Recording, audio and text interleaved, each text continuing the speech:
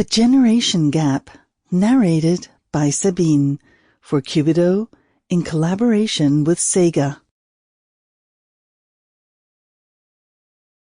Back in the Playground, by Ullensaker. They shouldn't have gone, but neither of them had a good excuse. The car trip had been a nightmare, what with 2 moaning teens in the back and an irritable husband behind the wheel. Actually, he was out of sorts because he couldn't stand big family get-togethers at his mother's. He was taking it out on the kids. The atmosphere in the car wasn't helped by the fact that things had been pretty stormy between the 2 adults for the last few days. The big house was already full of the husband's family when they arrived. Snooty aunts and daughters-in-law, slightly over-the-top boastful uncles and brothers-in-law. His mother-in-law had taken it upon herself to try and keep the atmosphere civil in the lounge. Dinner was a struggle. He disappeared, going off with the other men for a drink. Now she was alone with all the women. The youngsters disappeared with the other kids, keeping their distance from the adults. She could hear the sound of teenagers yelling and laughing, mucking about. They'd managed to sneak a couple of bottles of wine out with them, but she pretended she hadn't spotted anything. After a while, the atmosphere around the table was pretty hard to take, so she got up, went through the French doors and stepped out onto the terrace. She stood there, enjoying the warm evening air and dim light. Thoughtfully, she looked out across the garden.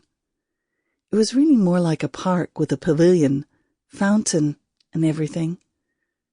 They'd made out on the bench in the pavilion when they were young. They'd been too shy to take their clothes off, but things had got as steamy as they can get when you're fully dressed. But then, to their horror, his mother had stormed in. She pretended she didn't know what was going on, but after that, the pair of them were banned from the pavilion. But young people with raging hormones don't let that get in the way. The rest of that summer, they'd wandered down to the playground, which was hidden by tall, dense lilac bushes. On the bench where the nannies had sat, looking after him when he was little, they carried on making out until the end of summer. Several of the guests wandered out onto the terrace, and wanting some privacy, she walked down into the garden. The kids were hanging out by the fountain, so she kept well away from them. The pavilion, too. Out of habit, maybe. But her feet seemed to have a will of their own, carrying her down towards the playground. She smiled to herself. She wasn't surprised to find him sitting there, a drink in his hand. She sat down beside him, and they sat in silence.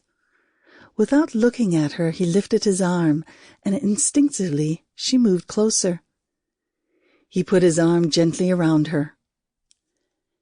He was still holding his glass, and she reminded him that he still had to drive them home later.